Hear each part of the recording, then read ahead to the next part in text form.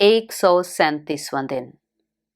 नए अहदनामा में से आज की तलावत मुकद्दस यूहन्ना की अंजील उसका 9वां बाब 35वीं आयत से लेकर 10वें बाब की 21वीं आयत तक।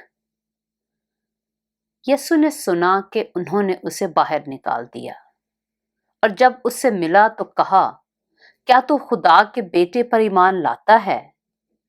उसने जवाब में कहा, ऐ खुदावंद, वो कौन है कि मैं उस पर ईमान लाऊं? यसु ने उससे कहा, तूने तो उसे देखा है और जो तुझसे बातें करता है वही है।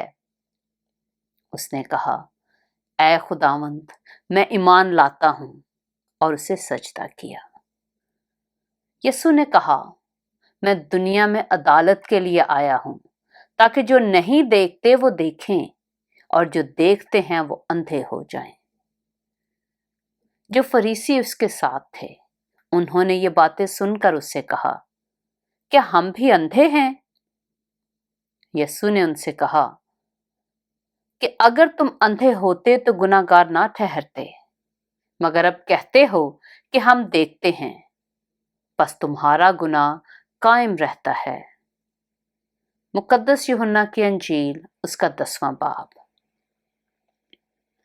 मैं तुमसे सच कहता हूं कि जो कोई दरवाजा से भेड़ खाना में दाखिल नहीं होता, बल्कि और किसी तरफ से चढ़ जाता है, वो चोर और डाकू है। लेकिन जो दरवाजा से दाखिल होता है वो भेड़ों का चरवाहा है। उसके लिए दरबान दरवाजा खोल देता है और भेड़ें उसकी आवाज सुनती हैं, और वो अपनी भेड़ों को नाम बनाम बुलाकर बाहर ले जाता है। जब वो अपनी सब भेड़ों को बाहर निकाल चुकता है तो उनके आगे आगे चलता है, और भेड़ें उसके पीछे पीछे हो लेती हैं, क्योंकि वो उसकी आवाज पहचानती हैं।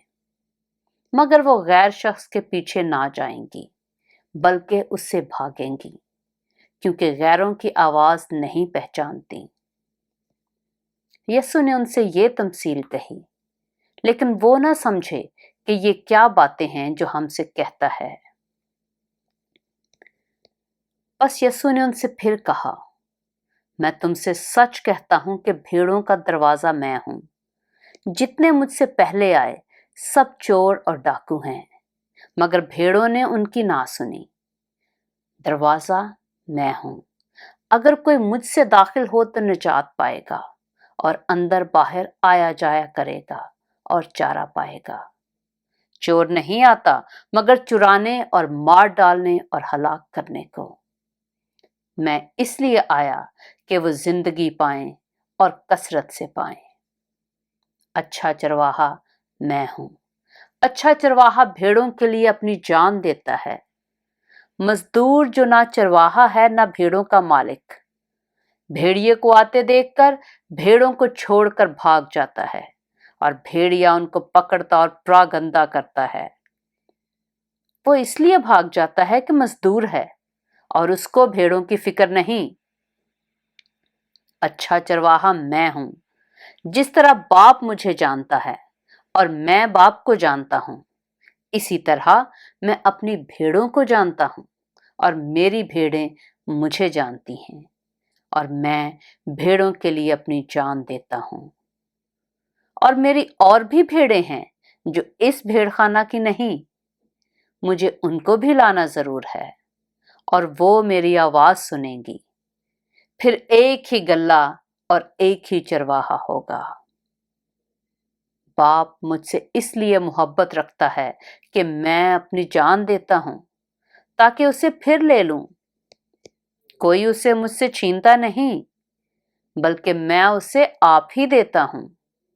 मुझे उसके देने का भी इख्तियार है और उसे फिर लेने का भी इख्तियार है। ये हुक्म मेरे बाप से मुझे मिला।